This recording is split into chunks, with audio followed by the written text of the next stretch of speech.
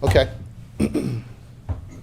Live, or Don't believe we'll it's be live. live? Okay. Yeah, there's a delay up here on the screen that we have. So welcome to everyone that's joining us from YouTube Live.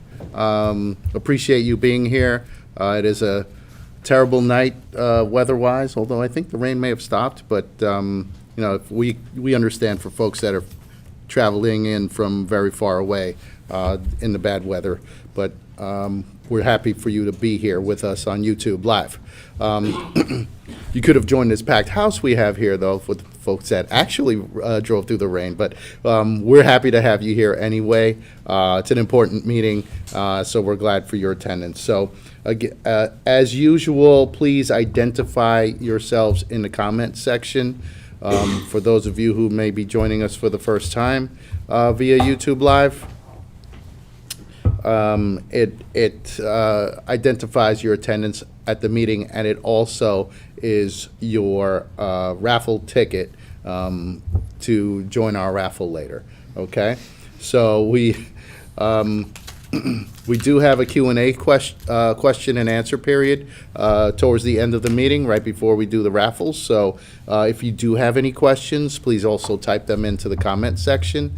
We have some dedicated staff that are writing down whatever questions that may have come across, and we also have folks that are taking attendance based on the comments in the comment section. So thank you again for joining us. And again, if you have any questions, please don't hesitate to write them down. Write them down now, and folks will bring them to us towards the end. Joe, can I interrupt? Sure. When did we get the closed captioning? I guess today. That's pretty great. So if you happen to go home and watch it later, you don't have to listen. The closed captioning is reading on the bottom for every word that you say, which is pretty dope. Yeah. If you're psycho like me and you go home and you rewatch the meeting and you don't want to wake up somebody, then you can just have your volume off and read. Anyway. Paul so- says he's definitely going to challenge its ability to translate. See if it speaks Paulese. Oh, man, that's It's not going to be like the Friday Funnies, right? it's going to be an extra premium for that language. I'm going to, look, we're going to try and keep it as short as possible tonight. Again, the weather was kind of rough, and, we appreciate folks taking the time out to be here and to join us on YouTube Live. So I'll keep my comments as short as possible. We don't have any guest speakers with us tonight, but we do have a staffer who is looking to address you. So, Mr. Molione, why don't you come on up? This is Raphael Molione, Union Rep, Vice President.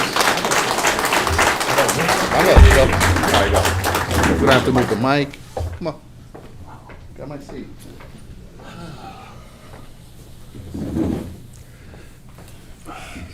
Nice and warm. Good evening, everybody. My name is Raphael Malion. I'm the union rep for Dutchess County and Westchester County. May 3rd, Saturday, is our 11th annual Bowl-a-thon in Fishkill Bowl on Route 82. It's a great event. People come, bring your family, your friends, everybody. It's $27. And how much did we raise last year for the charity fund? About $12,000. So last year we raised $12,000. The goal this year is to beat that number. It's a great time. They fill the whole house. There's phenomenal raffle prizes. Greg and his crew help Ralphie and the service reps run a really great event up there. Other than the ride, from those of you living downstate, you'll struggle to find a better union event every year than the Bowl-a-thon. So anything you can do to support it, we'd appreciate it. Thank you.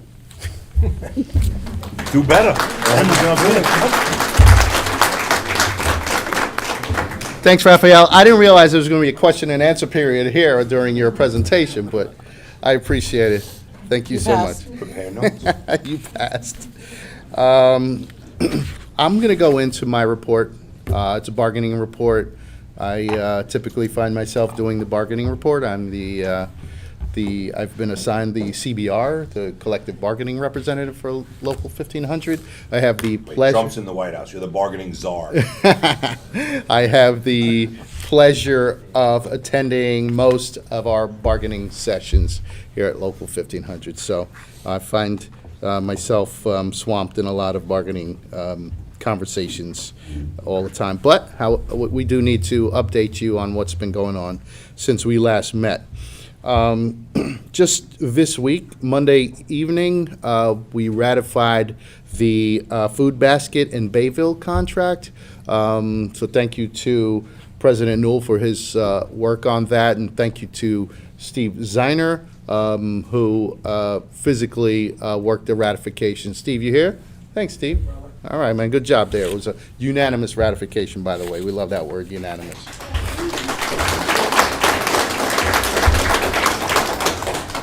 We have been bargaining for a coffee company named Partners Coffee. Partners workers unionized their shop in Williamsburg last year.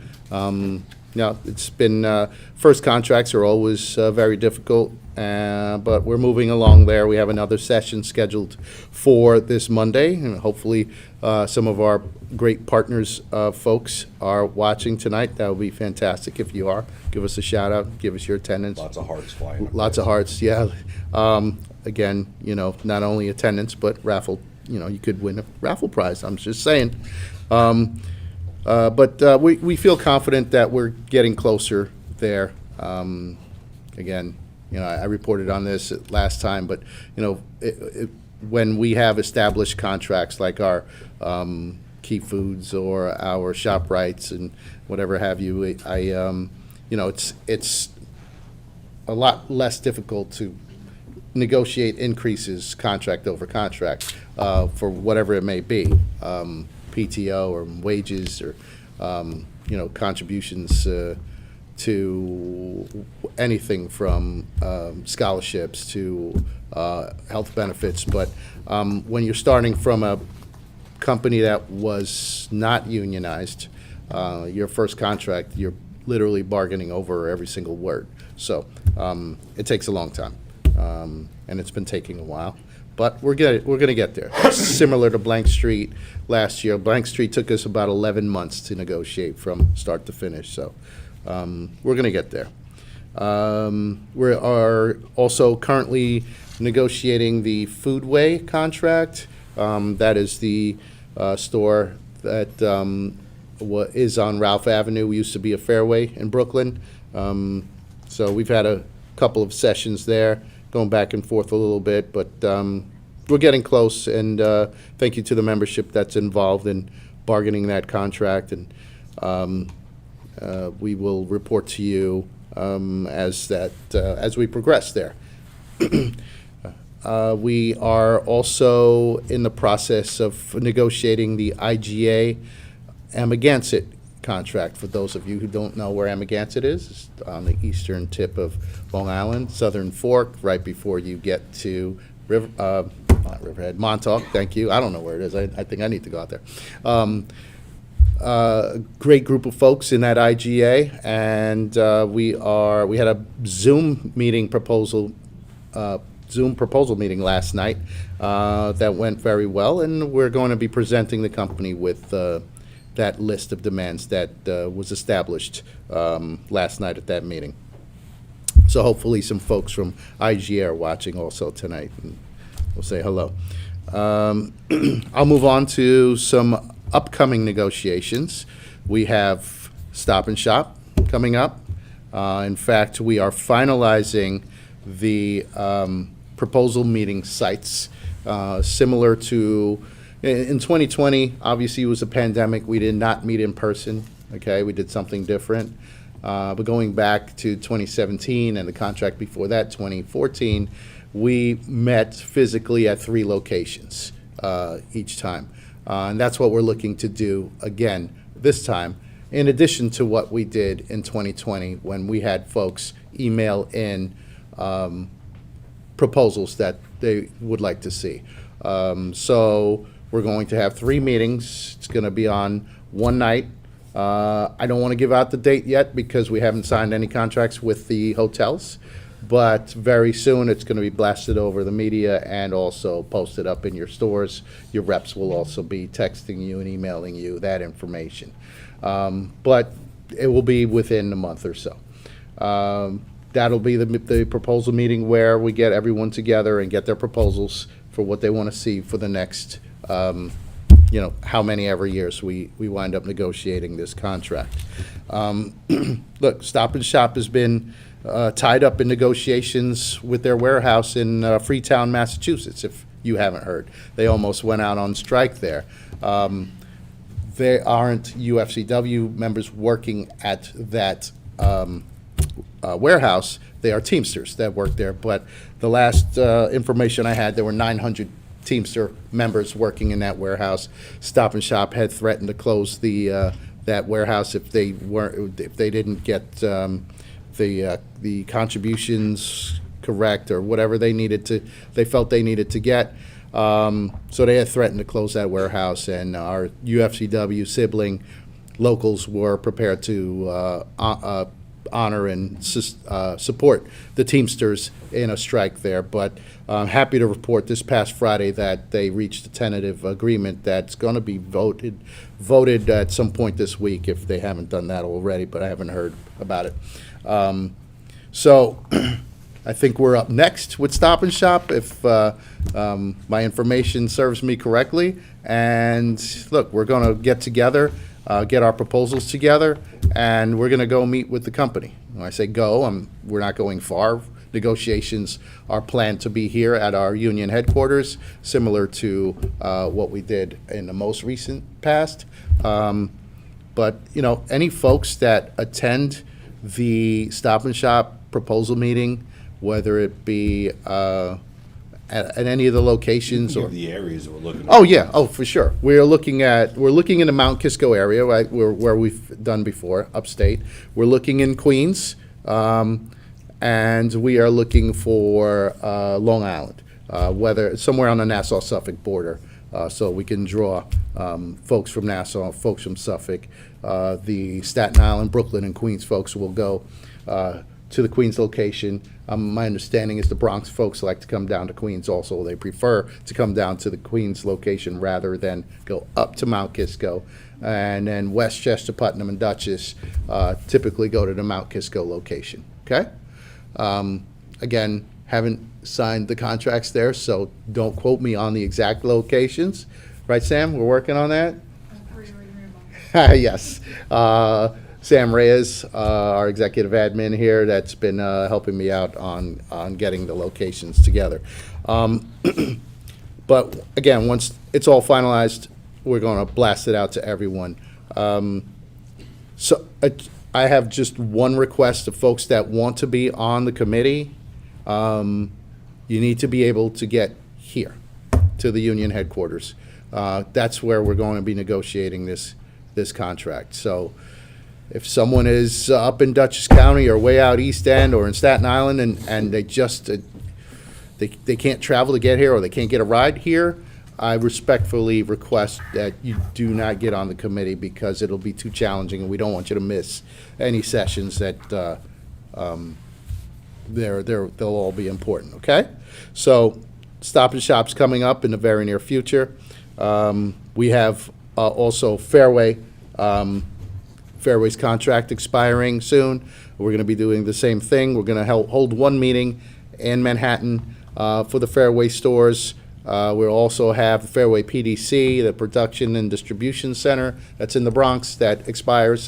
They have a separate contract than the Fairway retail shops, expires the same day, and we will be negotiating that contract, those two contracts simultaneously. But there will be a proposal meeting for Fairway as well, and once we lock down that location, date, and time, we will also be blasting that out to the folks. But Believe it or not, the migrant situation in New York City is making it very difficult to use hotels that we've used in the past. A lot of them are still or were recently used as migrant centers. very true. So we may be doing something a little unorthodox, something we haven't done as far as a meeting space in Manhattan. Just bear with us. There are reasons, methods to our madness. But we are committed to get together in person with our Fairway folks in Manhattan. We mentioned Roasting Plant Coffee a couple of times. You'll probably hear a little bit more about it tonight, but we did recently send a request for bargaining dates for Roasting Plant. This is a company that just voted to join Local 1500 in January of this year, January 24th to be exact, and we are looking to commence bargaining for them. Crossing it off? Sorry, yeah. It's cool going first. Also, TOPS. We don't have any TOPS members here tonight, right? All right, so TOPS is in Rhinebeck. That's the northernmost store in our jurisdiction, all right? You know, up to Westchester, Bronx, Westchester, Putnam, Dutchess, midway into Dutchess, up Dutchess. You're at Rhinebeck. Used to be a Stop and Shop, is now a Tops. Tops used to do what we call a Me Too, where us, along with the membership, would basically sign off on whatever Stop and Shop contract was. They do a Me Too. We'll do the same deal. This year, we're going to do something a little different for the Tops folks, and hopefully there's some Tops folks on YouTube Live. Ralphie? Yes? Boo, that was a shit answer, Ralph. So we're going to do a little something different where we actually have a member committee for the Tops folks, and we meet to negotiate that contract, because there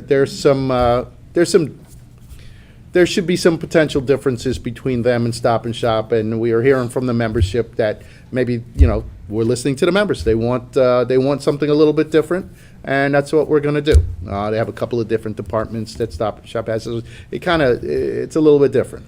So we're going to commence bargaining at some point. We're going to do a proposal meeting somewhere right after the Stop and Shop meeting is scheduled, and we'll move forward from there, negotiating the Tops contract.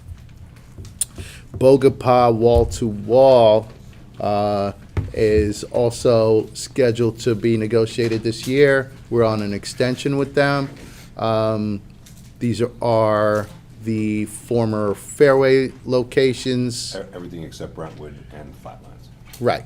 All of their stores except for Brentwood and Flatlands, which are a different contract. Those we call acquired, which so the wall-to-wall folks joined Bogapa in 2020 when Fairway went bankrupt. Bogapa went and bought a bunch of those stores, right? Going back in history, 2015, when A&P went out, right, bankruptcy, looking at you, Keith,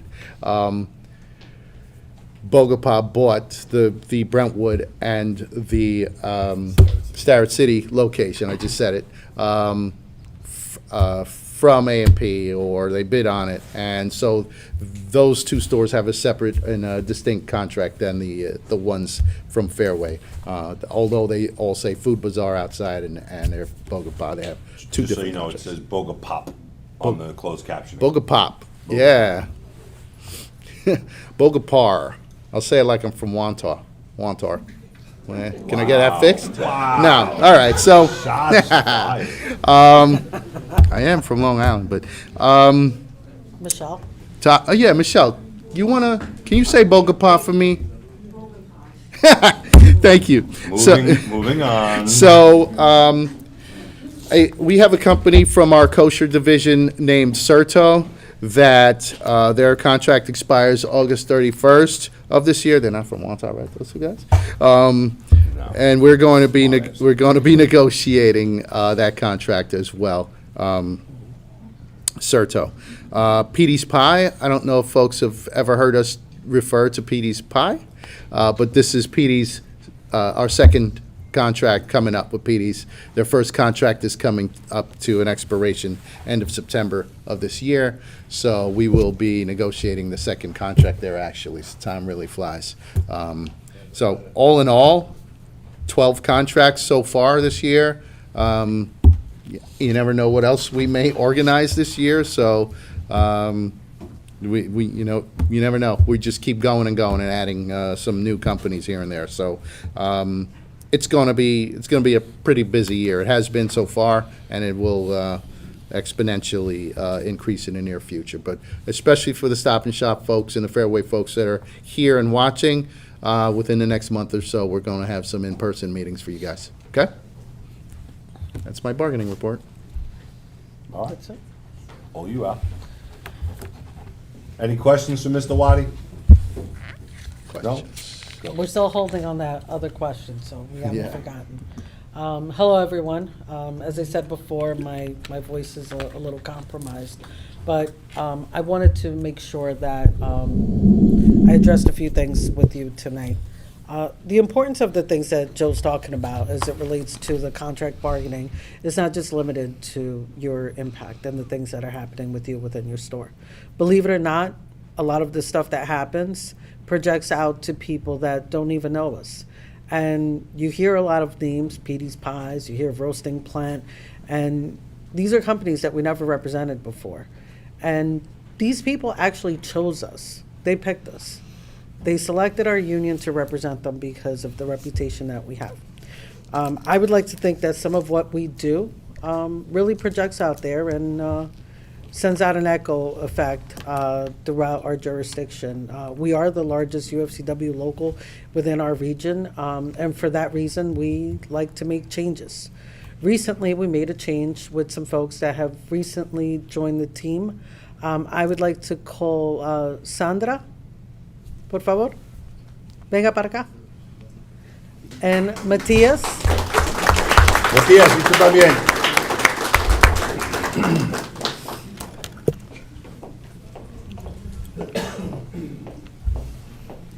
Muchas gracias. Solo atrás de mí, por favor. Muchas gracias. See? Look, I wanted to take the opportunity to introduce them. I get the pleasure most times to introduce our new staff. Recently, these two folks were promoted, or their job classification shifted from organizer only, because everyone here is an organizer, to now also being membership service representatives. I also wanted to take the opportunity to introduce them in Spanish, and then I'll explain a couple of other things. Esas dos personas que están atrás de mí han sido recientemente asignadas a tener una posición diferente con la Unión. La posición que ellos antes tenían eran de organizadores, pero ahora también ellos son representantes de servicio de la membresía. I would like for you to please give them a round of applause.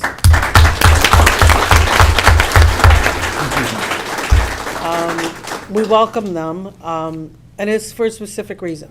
You know, our members are made of a lot of different people that don't often speak the same languages, that don't often believe in the same things.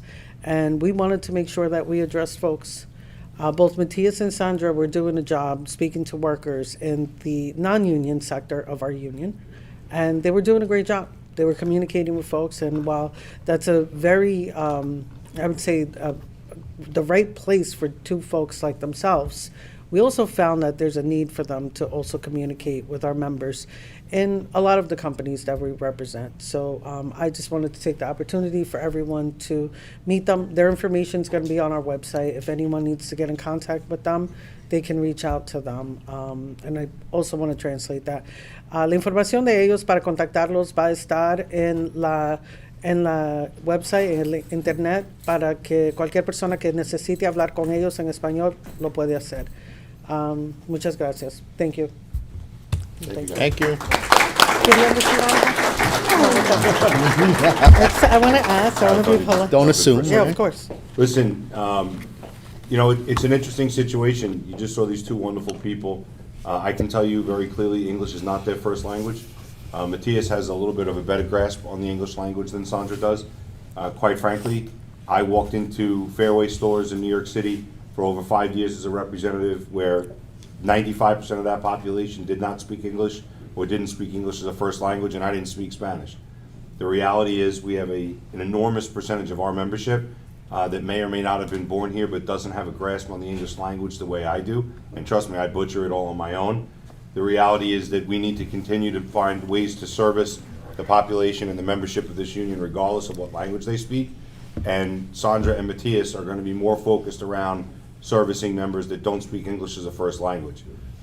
For those of us that have never had that challenge, the only thing I can tell you is you don't know what it's like to not understand what you're entitled to. You don't know what it's like not to understand the things that are happening around you. Those of us that speak English, those of us that have had all our contracts handed to us in English for the last 30 years, the things we don't know, in many cases, are because we didn't ask, or because we didn't read the contract that was handed to us. In this case, a percentage of our population doesn't speak or read in English comfortably. They may understand the same way I can speak broken Spanish. Many of them can speak broken English. But the reality is this union gets paid to represent every one of its members, regardless of what language they speak or are comfortable reading. So that's the reason we're going down this path. That's the reason we're taking this endeavor. Those of you that don't speak Spanish, feel free to greet them. Feel free to welcome them to the union. But if you're going to try to talk to them, make sure you have a translator with you. Because the reality is they're not here to talk to people that look like me. They're here to talk to thousands of Latino members, especially immigrant members to this country, that are members of our union, and we get paid every day to represent. So I look forward to the job that Sandra and Matthias can do, and it's far overdue for us to have representatives like them in some of these stores. So thank you for your understanding.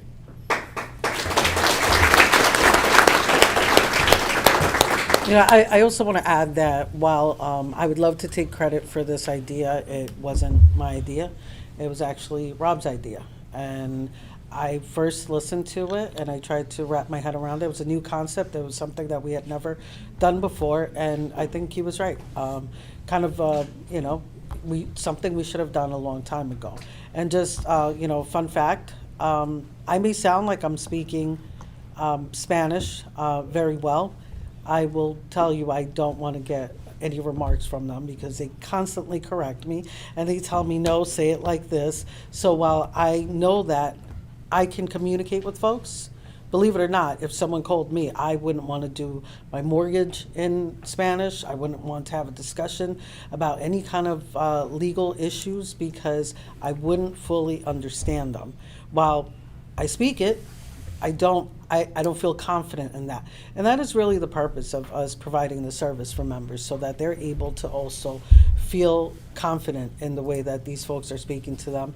And, a lot of intricacies, folks speak different dialects also, which is something that, obviously it's for that population to really understand.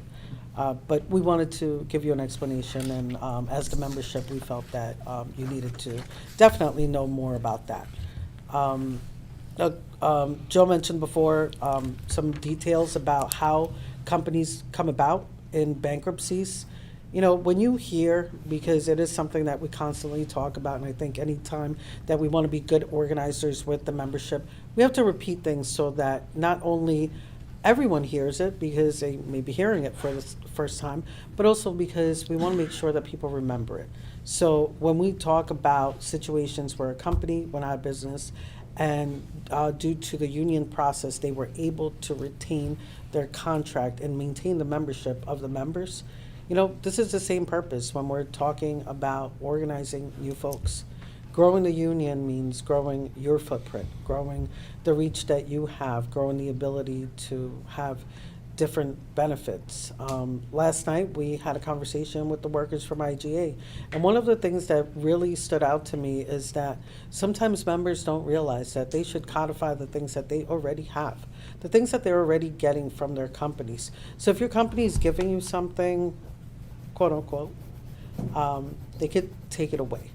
So what does that mean? If you work in a company that's either new to us or has been with us, but as a committee member as a bargaining committee member, you haven't communicated to us that there are things that the company's doing for you that are not in the contract that you would like to maintain, I'm going to tell you something.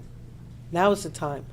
Now is the time for you to bring these things up because there are a lot of changes that President Newell is going to address later, where there's a lot of uncertainty of what could be happening with the way that unions do business, and the changes are vast. It's not status quo. It's not the same way that we used to do everything, and we want to make sure that everyone understands that.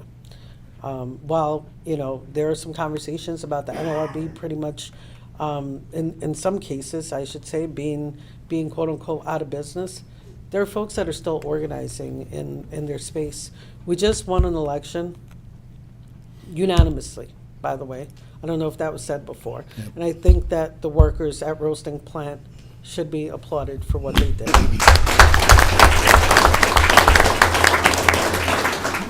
If any of them are watching, I can tell you that it's always very uplifting to see a group of workers walk into a room and to know that they're literally challenging their boss.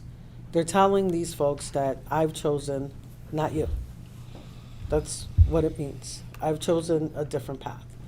And to be able to do that, it's difficult, but in a lot of ways it should be easy. And it's, as I said before, it's going to get more and more difficult, but we are growing in a space where we're becoming the coffee union, and not just the city, I hope. I hope that we grow within the 5 boroughs and hopefully Long Island to come. I'm also very proud to tell you that in the next few weeks, we're going to be demanding to go through a process to represent another company that, for workers that are in the coffee industry, that also want to be represented by our union. I pause because I don't want to reveal the identity of their company. It wouldn't be fair to them. They're not ready. They're not at that stage. We are in majority, where we have no concern about a filing status with the government or being able to prove to their employer that they choose to be represented by us. We really foresee as this being something that's a trend, not just with our union, but honestly with other unions to come. There are workers that are going to fight what's happening right now, and we do believe that you also should be included. As we go through the process of bargaining, I do believe we're going to find a lot of opportunities where, and it's already happened, mostly with the new companies, where they're saying things like, do we have to recognize that because, the government's kind of doing away with certain things? So please pay attention and don't lose sight of the fact that sometimes things are not the way they seem. The working class people are under attack. And I don't think that's a new thing. I think that's something that we've gone through for many, many years.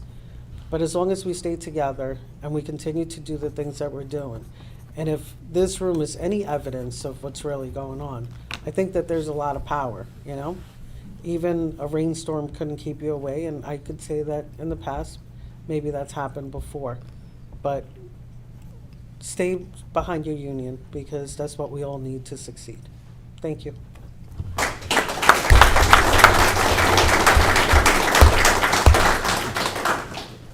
All right, so I'm going to start with answering a question that got asked right before we jumped to YouTube Live, and I wanted to make sure that we waited until YouTube Live to answer the question, so we had a little bit of a bigger audience. It does apply to our largest employer. No problem. Like my mouth isn't big enough, but whatever, it's better off. So Joe talked about earlier wine and grocery stores, which is colloquially known as the WIGS bill or the WIGS Act. There is a huge coalition of supermarkets and some local politicians trying to change the way in which wine can be sold and where it can be sold. That would change the number of licenses. Right now, you're limited to 1 license per state. Wine and grocery would put wine, not spirits, in our supermarkets, and it would be effectively 1 license would cover all of the locations. It's a catch-22 for supermarket locals for one reason. The question was asked from the crowd, wouldn't it put volume in our stores? Don't those sales equal ours? Isn't that a beneficial situation for our members? I'd be lying if I said the answer to that question was anything other than yes. It would absolutely benefit our employers. However, the Liquor and Distillery Division, especially in the state of New York, is also members of the United Food and Commercial Workers. We represent both the warehouse and the salesman. Now, it's not Local 1500, but it's UFCW's Local 1D and 2D, both, well, actually now one is based in Brooklyn, one is based in Staten Island. And to put it bluntly, if Wiggs was to pass, it could potentially lead to the decimation of the salesman's local. So it's one of those moments in time where solidarity reigns supreme, and although there may be some benefit to our employers and there may be some benefit to members that are either here currently or could potentially come in the future, there's no question it would lead to the loss of probably 1,500 jobs, not local 1,500 jobs, the number of 1,500 jobs in the liquor and distillery division in New York. So it's something that I think I'm the fourth president to pledge support for the liquor and distillery division. We stand united with locals 342, 338, and local 1 up in Oriskany, New York, so that statewide the UFCW is standing behind the liquor and distillery division. That being said, the push this time seems to be a lot harder and a lot more organized, and we're forced to try to project what could happen if the law passes. So let's suspend for a moment that our intention is to have it killed again in the Senate or in the Assembly. The reality is, if it passes, how does it pass? Is it going to come through the back door like a DSD vendor, where a delivery driver is going to come in, you're going to scan it in, and that driver is going to pack it to the shelf? Because right now, that's illegal based on New York State law. The people that sell it cannot actually take a bottle and put it on a shelf. So that's at the end of the rainbow. That's on the retail side only. So they would have to potentially modify that if they wanted the person coming in the door to pack that stuff to the shelf. If it gets left behind, where is it handled? How is it handled? How are the employers that we currently represent going to secure it? How much drama is it going to cause when there's breakages, theft, pilferage? This is a lot, in many cases, much higher priced items than some of the other things that are in these spaces. So there's a lot of concerns with how it plays out if it's passed. Those conversations haven't even started yet because our initial goal is to kill it where it lies. Anything that adds volume to our employers, in theory, should translate to our ability to negotiate more on behalf of our members. I'm not going to sit here and deny that that's a fact. I'd be lying, and I won't lie. But our allegiance is to trying to maintain jobs that have been in existence, many just as long as ours. We didn't write the New York State liquor laws. They were written long before I was alive, and there's an argument that they're archaic and out of date, but that's not what I get paid to do. So if there's a change, then we will do everything we can to make sure that this product is handled by our members. I don't know whether or not it'll end up being centrally warehoused or if it has to come through a separate entity. Lots of variables that I don't have the answer for right now. But if it passes against our objections, obviously we're going to want the business being handled by our members. I'm not looking for this to be another outside entity, unless they find a way for these workers that would have been displaced to actually do their work. That's another place where we would, because we don't want to grow by someone else's attrition. Understand, that's an expression that I've used far too many times as the president and secretary treasurer of this union, where one of our employers may close a site and another employer that we don't represent goes in to buy that site and operate there. Another union claims that store. And that's their growth by our loss, by our attrition. And that's just not a game that we want to play. We're all on a level playing field. And if there's a way to kind of split that thing and throw schnoz, to throw that ton 80 when you need it, that's what we're trying to do right now. But it's kind of uncertain as to where it's going to go. Wegmans, for the record, is throwing a ton of money behind it. Stop and Shop is not very far behind, but Wegmans has a ton of money invested in this. So we'll see where it goes and how it goes. But at present moment, we're supporting the liquor and distillery division. So thank you, John. I appreciate that question. In front of me is a larger than normal stack of $25 gift cards. I want to thank the executive board. Tonight, they approved going from a traditional 10 or 15 cards to 30 for tonight and for the June meeting. And the reason behind it is, quite frankly, when we sit down and we talk about what's going on around us in the world, costs are just out of control. In my own house, my fiance changed from buying extra large eggs to large eggs. And it's not because we can't afford to buy large eggs. It's because in her head, the price has gone up so much, she just can't justify spending that much money on extra large eggs. And I'm in a position where luckily I don't have that issue. But how many of our members can say the same thing? So all we want to do is just put another 20, another 15 gift cards out there in the universe. Hopefully people that get it need the money. If you don't need the money and you know someone that does, take the gift card, pass it down. This is not an easy time for anybody. It's certainly not an easy time for many of our members, and it's not something that we're oblivious to.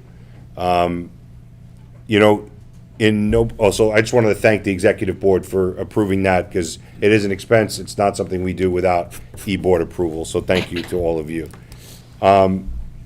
Look, I broke a lot of my own patterns and a lot of my own traditions in the last 6 months. I never really write in the newspaper about politics. I don't typically sit at this table and talk about politics in front of our general membership meetings, and I definitely don't go to the Shop Steward Seminar and talk about politics. And in the last 6 months, I've done all of those things. I'm going to talk about politics again. I'm a pretty adept person at doing my job and trying to predict what's going to impact our members in the future. I don't think anybody could have predicted the onslaught this early on in the Trump second presidency.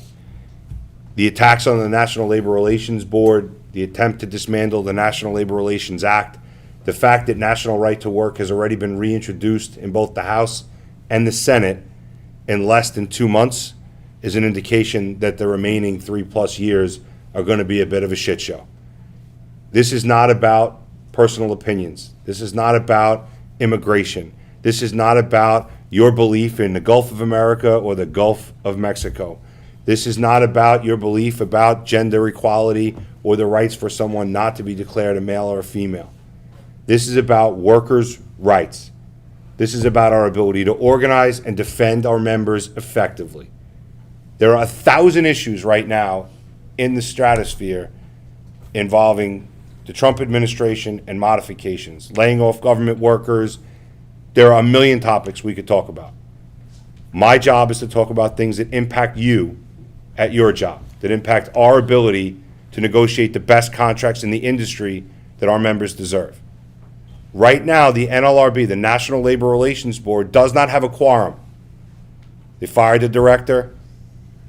They put in a conservative acting general counsel, and it does not have a quorum. What does that mean?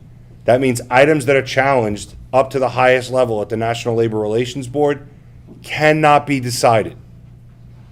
They will sit indefinitely until someone at the White House decides it's time to fill the remaining seats with conservative decision makers. Right now, the government is operating at 1,000 miles an hour. And if you watched any part of that speech last night, it's kind of hard. It's kind of hard to come out of there and not be somewhat confused about a bunch of things that happen. We haven't lowered prices. We haven't done many of the things that we said we were going to do. But we're focused on destroying lifelong political relationships. We're focused on, for some reason, painting Vladimir Putin as a better person than we may believe he is. We challenged a man whose country has been under attack for over 3 years. I don't know Vladimir Zelensky. I have no idea whether he's a good person or a bad person. But I don't believe the Ukrainians attacked the Russians 3 years ago. I believe it was the other way around. The White House is not a place to air grievances. The Oval Office is a place where decisions should be made to take this country in a better direction. And right now, it's a place where a handful of people are changing the working conditions for the next 2 generations. The Supreme Court of the United States will rubber stamp anything that President Trump wants them to rubber stamp. And if you notice, there was a number of challenges to certain executive orders that he put into place. And when they got stopped at one level of court, somehow, some way, they were able to get that appeal heard within a day. And then appeal it again within a day, and then appeal it again within a day, and then get it in front of the Supreme Court where they eliminated the first decision. If any of us had anything that we needed done through the court system, you could be a minor when you start the process, and you'll be a retiree before the Supreme Court votes against or for you. But in the hands of the president right now, the amount of control he has, there's very little politically or legislatively that he can't control. A billionaire with unchecked control over the workforce in the United States of America scares the ever-loving shit out of me. If it doesn't scare you, I'm not trying to. But common sense dictates to me with what I've seen, this is not going to be a pleasant 3+ years. It's going to get harder every single day. The National Labor Relations Board, monitored by conservative appointees, will pass judgment on items that aren't even brought in front of them in a case. They may find the National Labor Relations Board to be unconstitutional and dismantle it. At which point, how do you organize a new store? Where do you go if your employer violates your members' rights on the job or across the bargaining table? These are not things that many American citizens think about when they step into a voting booth or when they go to work every day. The man has said a million things since he was elected. And I'm sure it's very easy for many people to find one or two things that resonate with them. When you don't shut the hell up, there's enough of an opportunity to tickle anybody's fancy somewhere along the way. But this is a labor union. And there is not one thing that has come out of his mouth that leads us to believe that there's going to be brighter days ahead for organized labor or brighter days ahead for the working people in the United States of America. This is going to be a very challenging time. Don't think for a second that your employers, even the ones that don't take us on every day, aren't licking their chops at the opportunity to take us on across the table. Don't think for a second that there isn't an employer out there in our jurisdiction that if we took a strike, would somehow, some way get striker replacement laws passed and your jobs would be eliminated, just like Reagan did with the air traffic controllers in the 80s. That was seen as a shot across the bow to organized labor. That was a pea shooter, a BB gun compared to what President Trump has in his arsenal right now. I pray I'm wrong, but you don't pay me to pray. You pay me to prepare. You pay me to try to keep you as informed as I possibly can. Whether you like the information or agree with the information or not doesn't lead to how I talk. The facts are going to be the facts as I see them unless proven otherwise. This is going to be a very difficult, very, very difficult time. And I encourage you to read more and listen to what isn't said as much as you listen to what is said. There are a million things that sound great on the surface. If Chuck was still here, I would ask him, what is my favorite expression? And he would say, the devil is always in the details, because it is. Headlines are great for a reason. Most people don't read below the headline. You don't have that ability right now as an organized labor worker in the United States of America. And I encourage you to get as much education as you can, whether you agree with me or not. But follow the breadcrumbs. Listen to what's happening. It's a very disturbing time. And I don't want to spend more time on President Trump than I have to, but I could not. I would feel as if I didn't do my job if I didn't spend some time on it. We have thousands of immigrant members in this union. Not hundreds, not tens, thousands. Many of whom are afraid to get up and go to work every day. 2 of our employers have already been served notices from ICE, and members have already started not to return to work. Remember something. You, without proper identification because of where you work or how you look, could just as easily be picked up as an undocumented immigrant in this country. It happens every single day. You just don't hear about it. Don't think for a second this is all people. We represent thousands of members that aren't drug dealers, gang members, killers. The picture was painted last night that everyone who's coming across the border is an animal. And that couldn't be further from the truth, at least in our world. That's what you should be focused on. Some of the very people that he's talking about with indignance and disgust working in the stores right next to you, paying dues just like you do, bargaining and praying for the same benefit increases in their contracts that you do. They're not less of a person. they're a member in this union. And whether it's the Trump administration, ICE, or Department of Homeland Security, we are going to do everything that we can to protect the rights of every one of our members. Period, point blank, end of story. And if you don't agree with that, that's your right. But I don't care. And you need to understand that. Because I was elected to defend every member of this union, along with our team. And that's exactly what we're going to do. No president is going to stop us.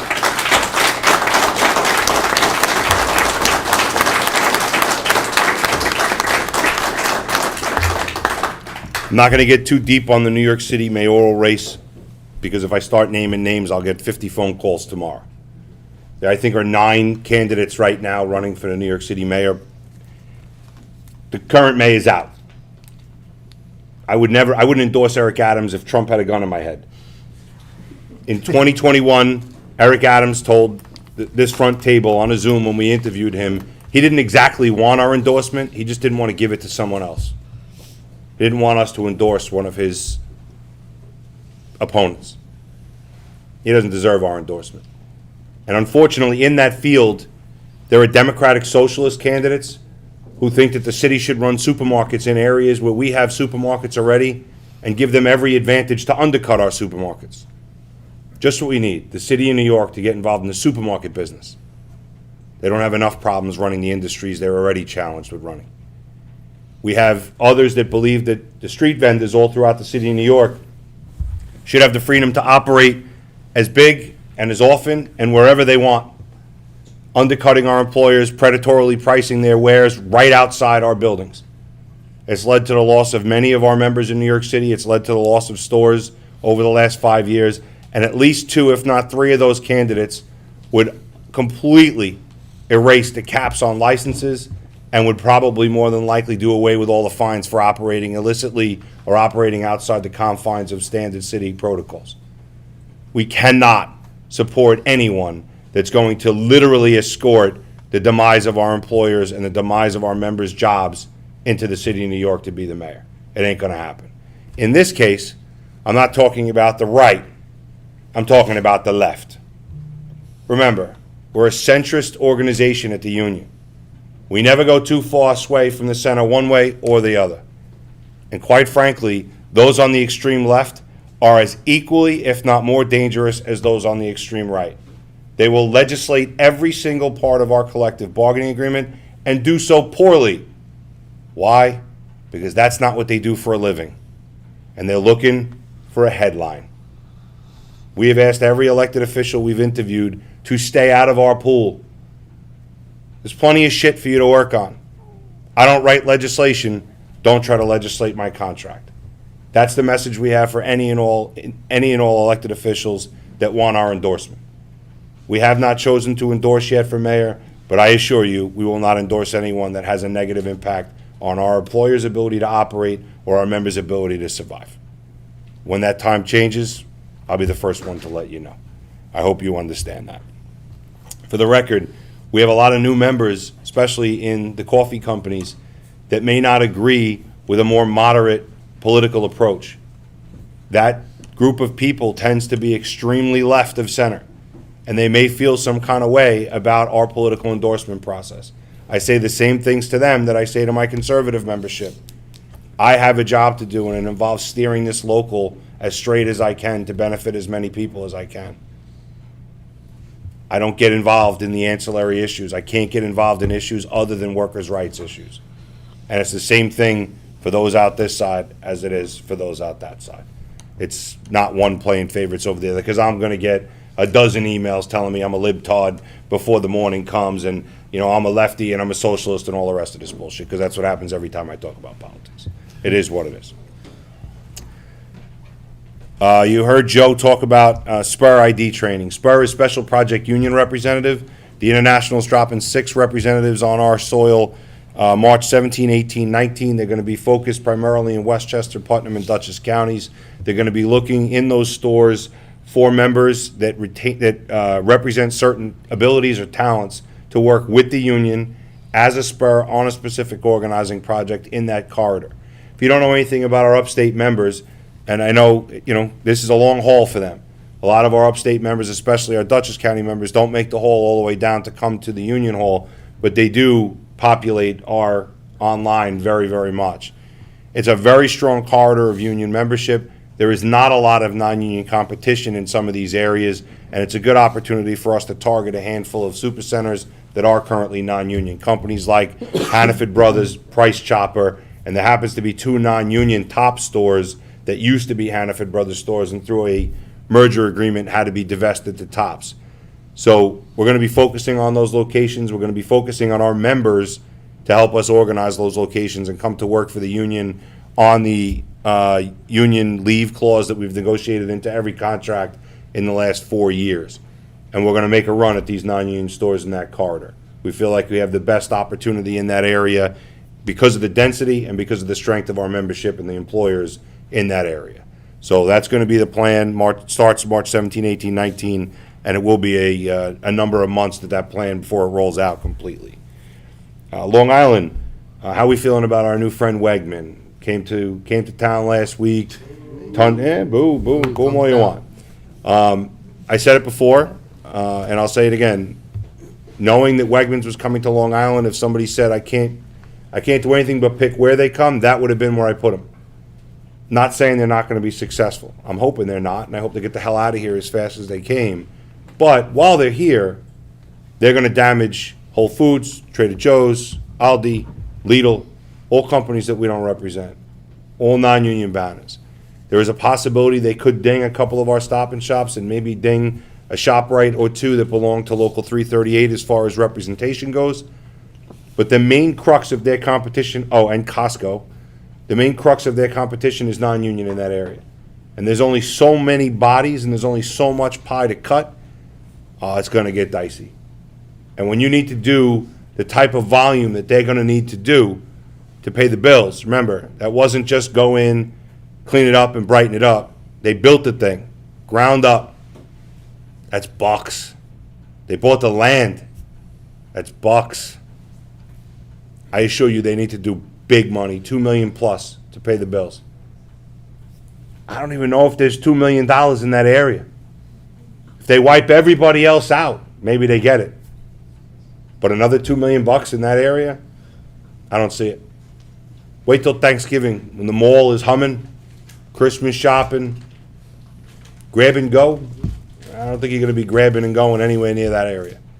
But we'll see what happens. For now, all I can tell you is this. The fact that we're not out there throwing rocks at the front of the building with picket signs does not mean that we're not working on the store. You understand?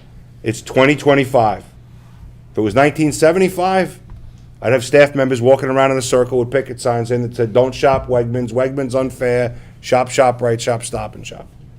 There are more effective ways to deliver a message today. There are more effective ways to communicate with potential members, because at the end of the day, I'd prefer to organize them than put them out of business. I prefer to level the playing field and grow our membership and give people opportunities for work in a good union environment rather than chase them out of town. Either one's okay. We just got to figure out the best way to do it. And there are a number of things we work on with our international union that are better opportunities than standing outside throwing rocks at ghosts. So don't assume because we're not there that we're not working on it. Don't assume because you don't see us that we don't know what's going on. They have 500 employees in that building. You don't think we know a few of them? We weren't born yesterday. So don't be stressing Wegmans. I don't think they're going to be the end of the universe for us in any way, shape, or form. Those of you that have more than one member in the house, either retired or active, starting with this next newspaper that comes out, if we do it right, you should only get one. So those couples that are together that potentially have kids and maybe a retiree living with you at home and you get 4 newspapers 4 times a year, we're going to try not to have that happen again. And we can thank our new friends at ID Resolution, because when Michelle and I were going through the list, we pay $3 a household. So we pulled all the extra names off the list, and then it dawned on us that we need to do the same thing with the newspaper. So we'll end up printing less papers, we'll end up mailing less papers. It just brings the overall cost of the paper down, but it's something that we're going to do. And here's all I can tell you. I'm not going through the list and picking which one has the name on the newspaper. So if your husband gets the paper and you don't call me to complain as long as you get a paper. If you used to get 4 and you don't get 1, send me an email. But don't complain if it's not your name. If your kid's name comes, the retiree, as long as the house gets a newspaper, we're good. There's plenty of members that don't read the 1. I don't want to send 4. 2, we've talked about it a number of times, changes coming with the welfare fund next year. Again, we want people to use their benefits responsibly. Well visits should be taken every year. Colonoscopies when you get over a certain age. Female visits, mammographies, all mandatory after a certain age. Our ability to diagnose in our population colon cancer, prostate cancer, cervical cancer, and breast cancer early not only saves lives, but it saves millions of dollars in medical expenses to the welfare fund. Right now, the full-time welfare plan costs over $1,500 a month. The part-time ACA plan is over $600 a month. The part-time special plan is over $700 a month. These costs will continue to rise if we don't do something to control them. As opposed to cutting benefits or changing to shittier vendors, we're just asking people to use the benefits we give you more responsibly. Thank you. For the record, physicals, well visits, colonoscopies, mammographies, those are all preventative services. You know what they cost you? 0.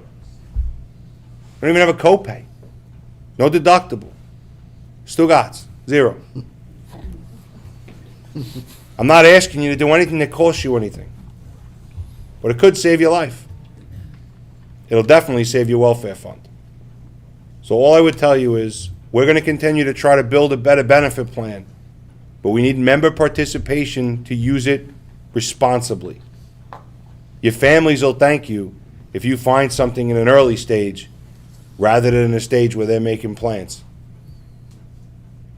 That's a very real thing that happens here every day. $1 million medical claims and the member is deceased. Every avenue taken, no way to save them. The welfare fund writes a check to the providers for $1 million and the family suffers the loss anyway.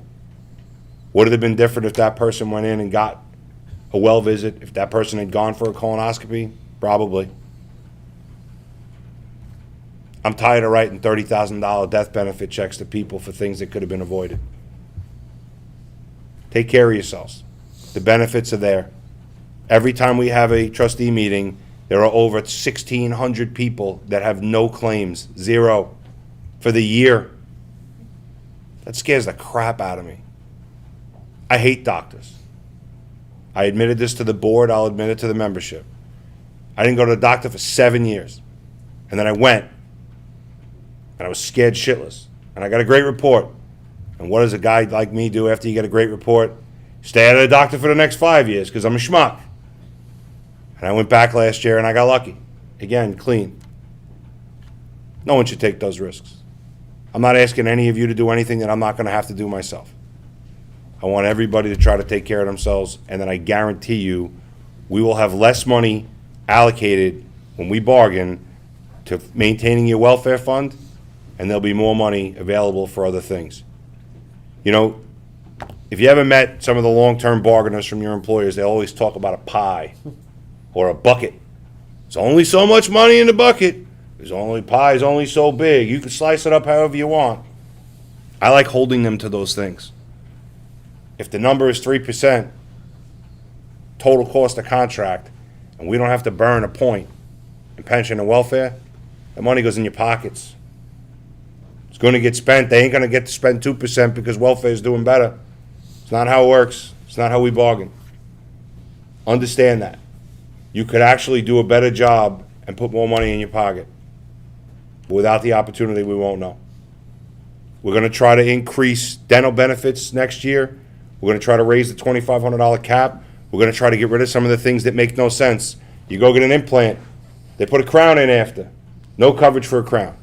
You go get a root canal, you get a crown, we cover the crown.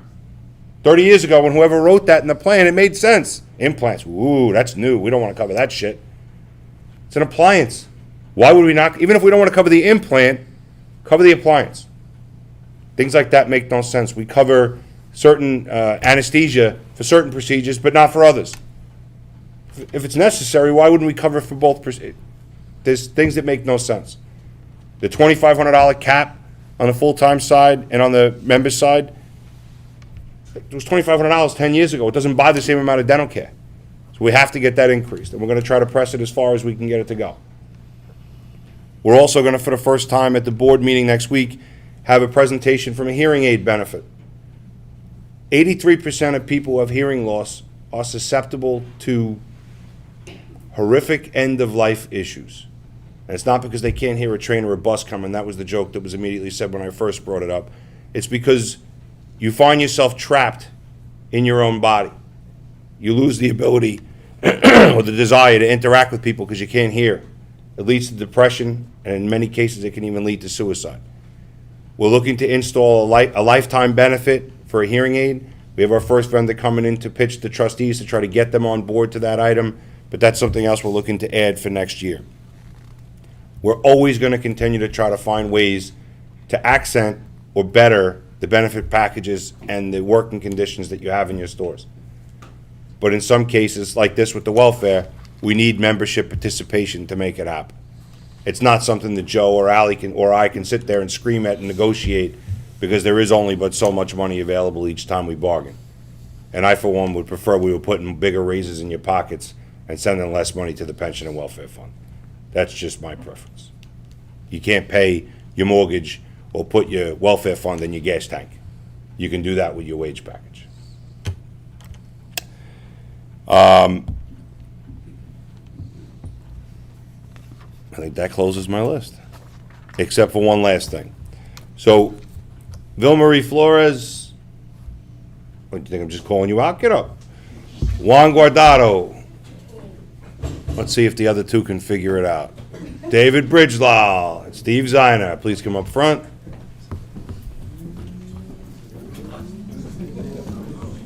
To the principal's office.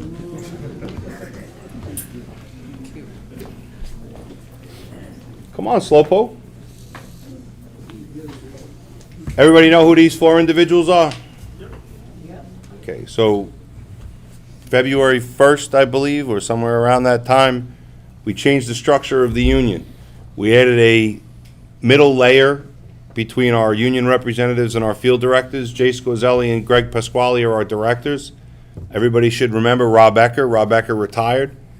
So in an effort to try to get the same, if not better, performance and service in the stores, we met, and we tried to change the setup. So the four individuals behind me are senior representatives. Each one of them has one or two union representatives and a servicing representative that report to them, and then two of them each kick up and report to the direct. I shouldn't say kick up, that sounds like a mob thing. They report to the directors. So it's another opportunity for you to see someone other than the than the union representative assigned to your store. It's not to knock anybody out, or as Paul likes to say, make any cheese eaters. It's to make sure that no matter what, you have multiple opportunities to get what you need done and to get the service that you deserve at store level. The group behind us is really very diverse, and not in terms of where they came from or what language they speak, in terms of how they got here. And I think it's important you know, Juan Guardado came through working at Fairway, was doing some work for us in a non-union store as a salt, came to work on this job. Steve Zeiner, the beard of knowledge, as we like to call him. Steve Zeiner was an executive board member, rank and filer, working at Waldbaum's, and got burned in the A&P bankruptcy like so many of our own members did. Vilmarie Flores came through our stores, came through Pathmark stores, was an organizer, has been with us for a long period of time. And Dave Bridgelal did his first life working for another union. And we were lucky enough to get Dave at this point in his career. And the reality is the four people behind us have different skill sets, they have different strengths, different weaknesses. But together with the four of them and our two directors, we believe you actually have the best defense possible with the union representatives and membership servicing reps we have in the store. So they're not out of their jurisdiction if you see them. They're going to be wandering around. Some of them are terrorists when they're together. So if you see two of them together, probably means shit's coming, I would tell you that. But the reality is it's something that we're trying out. We think it's a good opportunity, but you never know until you run it. but I want you guys to give them all the love and support that they deserve. They've earned these positions. They weren't names picked out of a hat, and we're very confident that they're going to be able to impact all of your lives and all of your jobs positively. So give them hell, and let's give them a round of applause. All right, now beat it.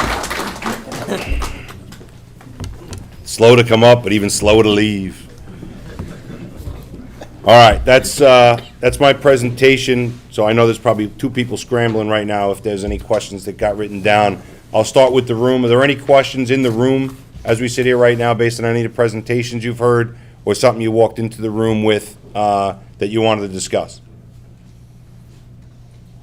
Oh, that's great. Everybody's like, I want to get out of here. There's flooding. The road's going. That's the shop Who- seminar. Oh, where is that? It's not on my list, is It's it? mine. Oh, it's on your list. Okay, Shop Steward Seminar 2025, May 21st. It will be at Leonard's Palazzo, same place we did it in 2024. We are moving it up because of all the collective bargaining agreements that are expiring this year. So 5/21 will be the date. Danny, who's got questions if there are any?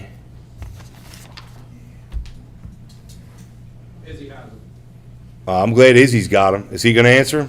Is he? Is he answering them? Is he? Is he Here answering them or not? here he comes. One last question. All right, give it to me. Paul Santopia, go ahead while I'm getting my questions. I got a proofread. This is from Izzy. Tuesday, March 18th, from 1:45 to 7:45, we're having our semi-annual blood drive. I need people to come out and donate some blood. The count we have now is not where we normally have, so I would like to get that count up. The blood drive is short in blood right now, and I need your support. So please, if you haven't and you're willing, please sign up. Thank you, Paul. All right, so here's the questions that came from YouTube Live. Matt DeMarchi, ShopRite 102. How are we handling the automation aspects in the supermarket industry, starting with self-checkouts and now the CGO aspect? Do we have a line drawn in the sand? First things first, all of that is handled in collective bargaining. No ifs, no ands, no buts. I can't tell an employer that they can't introduce automation, but we can negotiate job protections. We have done it in the past. And I would tell you that I can say beyond a reasonable doubt, multiple employer representatives, I'm not going to throw them under a bus, have come to us and told us that their own employers know they've extended the branch too far on automation. And I believe you're going to see some of that stuff starting to pare back. I'd like to think it's because they woke up and said, wow, there used to be a lot of people that worked here, and now there's a bunch of stupid machines. But the reality is, organized retail theft has created enough of a reality check for all of our employers that you need a live body. Even the most dishonest cashier or the most indignant or non-connected cashier is not going to steal or allow as much as a machine. It's just a simple fact of life. And companies that used to crush it are getting murdered by organized retail theft. So I think you're going to start to see some backpedaling from automation. But like most pilot programs, people want to spend the time to see if it works or if it doesn't. With automation, every opportunity costs bucks. You want to talk about the biggest flop in automation? Get somebody from Amazon on the phone. Because the Amazon Fresh Go stores that they built all over New York, the 40 leases that they signed in New York, the disruption in the supermarket, every rag, every single news supermarket rag saying how it was going to completely change the industry, dead on arrival. Can't get out of their own way. Boxes not being filled. Staten Island's going to become an Aldi. Farmingville, nobody knows what's going to happen. The 3 or 4 that are open look worse than a bodega. And we know it because we monitor them on a freaking monthly basis. So I'm not saying automation isn't a real threat. It is 1,000% a real threat to our jobs. But I would tell you it's going to become less of a threat in the short term than it's been in the long term. So when we bargain, 2 people seated to my right are typically going to be sitting 1-2 or one vice versa 2-1 at a table bargaining a contract. Those are things that they need to work on. There's language out there from our international union that we're going to try to negotiate into our collective bargaining agreements. Every step towards job protection is a step in the right direction. Not every clause in our contract was negotiated as it sits today in the first attempt. So anything you can get to open the door on automation, protecting us against AI, or our jobs being offshored is a benefit, and that's a step in the right direction. Matt, I hope that answers your question. Paul Goldstein, ShopRite 102. Since Trump started dismantling the government, what's happening with our pension? One thing has absolutely nothing to do with the other. We got no government money for the pension fund. As much as we would have loved to have gotten a check, our pension fund is not in bad shape, so there was no reason for us to get any of the bailout money. That's probably a good position for us to be in, because I wouldn't be surprised if they start trying to claw some of that money back. Our pension is in good shape. We had an 11.99% return last year, second double-digit positive return. We're in good shape. Obviously, the last number of days been a little tumultuous. Up until today's performance, the last 3 days erased everything that we had earned back to the election. So that's not exactly the best place for us to be. Our pension fund is investment return sensitive. What does that mean? That means if we have a horrific market year on December 31st, that's going to impact what our pension fund's funding level looks like. It impacts what category we fall into with the IRS. We're in the green. We're projected right now not to come out of the green based on the last 2 years. That's a good thing. But if we come up with a minus year in the pension, that will not be out green infinitum. It's just not going to work that way. But there's no impact right now, anyway. I can't really say I know what the hell Trump's up to, but nothing as I sit here right now, Paul. Janet Carosella, Stop and Shop 532. A lot of us full-timers are retiring and going part-time. How does that affect our medical contributions going into the fund? We get the same contribution on every full-timer per member per month. If we have less full-timers, we get less full-time contributions. Simple. I can tell you that part-time, full-time, ACA, and special part-time contributions all come in together and pay the bills collectively. It's not 5 separated funds. They all come in, goes into one pot. If you read your welfare section in your collective bargaining agreement, you'll see where it says the money is all pooled together. So there is really no impact on that right now. Utilization is our biggest problem. High-cost claimants are our biggest problem with our welfare fund. Emily Daniels, King Cullen 51. How can we fight back? Is the NLRB or local doing anything? The NLRB is powerless right now. Doesn't even have a quorum. What we need right now is Democratic leadership or common sense Republican leadership to start to push back a little bit and defend workers' rights. There is a law that, a bill, that was just announced. Now, I don't know whether or not it's got a snowball's prayer in hell of passing, but 2 Republicans, one out of Missouri, one out of Ohio, just forwarded a bill that is actually a pro-union piece of legislation coming off the Republican side of the floor. I can tell you that the far-right Republicans have already condemned the 2 senators that did forward the bill. They have absolutely condemned the thought of doing anything for organized labor, but there has been at least a piece of pro-union legislation forwarded, ironically, not by the Democrats. So at least somebody is trying to forward something. We'll see whether or not it gets advanced. But Emily, the best thing I can say to you about this, not the best thing, the most honest thing I can say to you about our current environment is when the president controls both houses of the Congress and the Supreme Court, there is very little that me or us can do. It would take a totality of people in this country and significant interaction from the rest of the elected officials to do anything significant. Janet back again, Janet Carosella, Stop and Shop 532. What is going on with the strike or the closing of the Massachusetts warehouse or Stop and Shop? That was resolved. There is no strike. They're voting on it this week. We have every reason to believe the package will be accepted based on the information we've heard through the grapevine. Marissa Richmond, King Cullen 14. I still haven't received my dental card. When are we going to get them? Any update? They were out months ago, so if you haven't received them, who has 14? Mr. Jeffrey Guardado will get in contact with you tomorrow. If you haven't put your contact information in the chat, put it in the chat. One of our people will pull it down and make sure Jeffrey gets a hold of you tomorrow. I don't know which union rep you asked, but they said they're having problems sending them. I can tell you that that's not the case because I would know it if it was. So we'll make sure we get out on that for tomorrow. That's all the questions that came in on Facebook. I keep wanting to say Facebook. On YouTube Live, I apologize. Anything else from the floor? All right, I'm going to leave you in the faithful hands of Mr. and Mrs. Waddy. 30 gift cards, $25 a pop. Good luck. Thank you all for your patience. Thank you all for your attention. I love you dearly.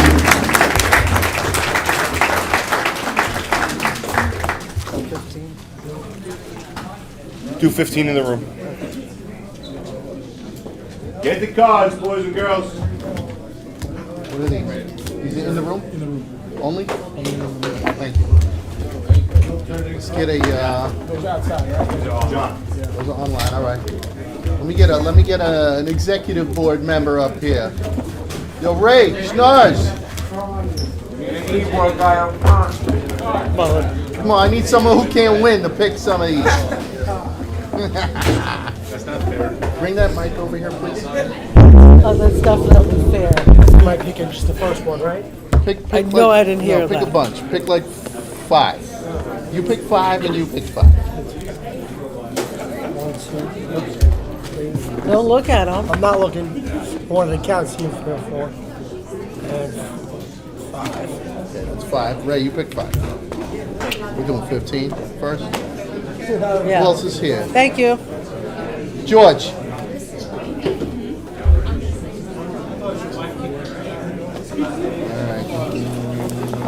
You sure? Can you kind of make sure, please, before I get yelled at by members all over the place? 1, 2, 3, 6. Okay. He didn't make the cut. Right there. That's messed Pick. up. 5. Yeah. One at a time.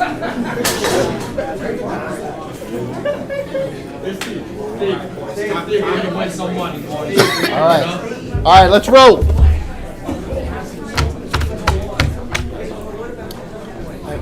You got to be here to win for the folks that are here. If John freaking wins, wait over here. He's with me. Hey, Steve, get everybody over here, and whoever's leaving can just go. Sandra Granado, Stop and Shop 2565. Sandra, come on, Come on, people. Come on, Sandra. What store? 2565. You're welcome. You want this? Yeah. Do you want her to pick one? Well, we have the 15. Let's get to the 15. Thank you, and then we'll have. You want? Okay. Milagros Ramores Almeida. Yeah, Milagros.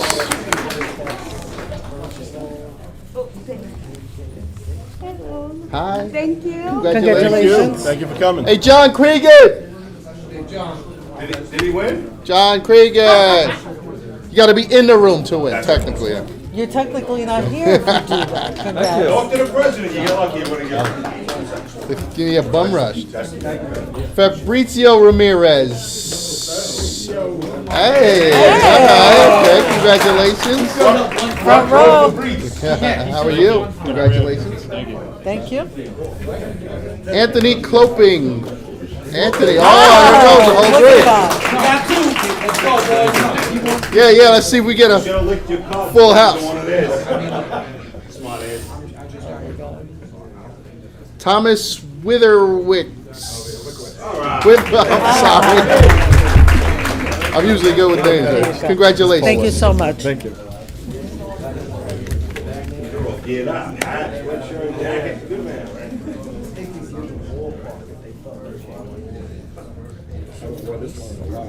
Teresa Samuel. Teresa, come on, Teresa. From ShopRite. Village ShopRite. Okay, Village is in the house. Congratulations, Teresa. Teresa, you changed. Stephen Dyson. Hey! Hey, congratulations.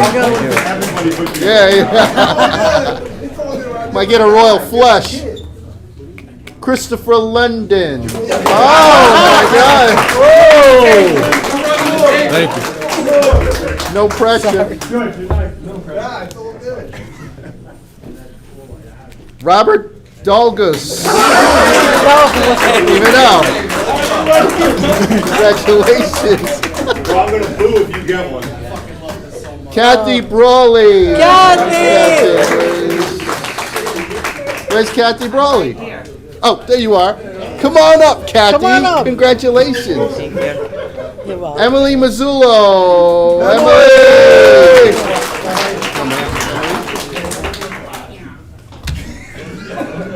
George and you.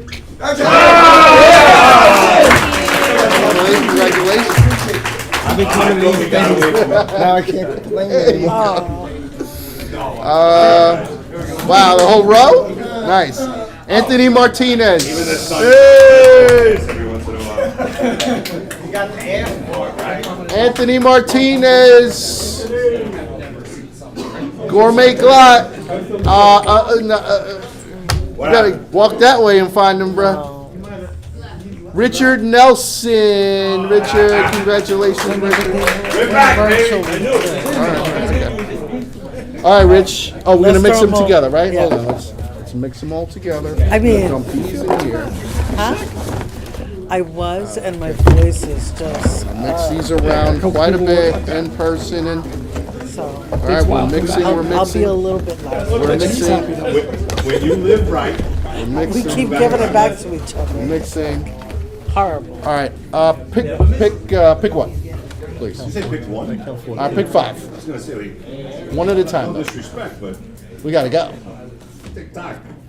Go, go, go. How many more do we have? A lot. Woo-hoo, Rangers to the one. Thank you, Rich. You got your card? Awesome. All right, so we've got some, here we go. Patricia Buckter, Stop and Shop 2553. She's on YouTube Live. Oh, damn. Wow. Yes. What happened? Angel Kindesuna, Fairway 183. VSM. It's in the house there. John Smith, Stop and Shop 560. In the house. In the house. Yeah, John. Congratulations. How are you? Here you go. Thank you. Thank you. Congratulations.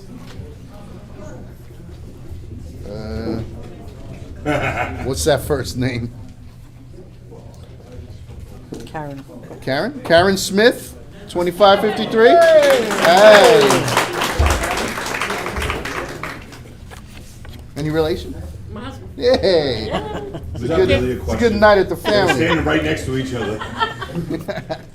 One's on North Shore, one's south. Anyway, Faith Dominich, did I say that right? Faith?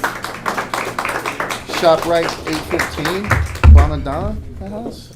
Hey Faith, can Here you, you go. how many more do we have? Pick five, please. Yeah, that's good. Congratulations. Thanks for coming to the meeting. It's your first meeting, right? Yes, it is. And you won. That's pretty cool. All Oh right. my God, Tom. Thank you. Stephanie Toto, Stop and Shop 562. YouTube Live. Chris Roosh, Pick Quick 18. What's up, Chris? Congratulations. Yay, Chris. Kathleen Shannon, King Cullen 14. She asked a question? These were all YouTube Live winners, by the way. Helen Kanganis Paulson, Wild by Nature 202. Helen Kanganis. Carolina De La Cruz, King Cullen 14. Jeff got a lot of work to do tomorrow. Yeah. Where is it? Okay, how many more do we have? Let me mix them up a little bit more. I see some eyeballs, some folks looking at me from in here like, Shake him up. blame the new girl. She picked all of the, Oh, no, look. There you go. No, that's not nice. how many you Name got the there? new guy. Five. That's some Five, spicy Rob. shit right there. Well, here's, how many is that? 1, 2? That's two. That means you're gonna blame Rob next. He ain't blaming nothing. That's 2 more, I think. That's two more, and one more. One at the bottom. One on the, oh, that's an in-person person. I'll call this one. Nice. Rosa Monteza. Yeah, Rosa! Awesome.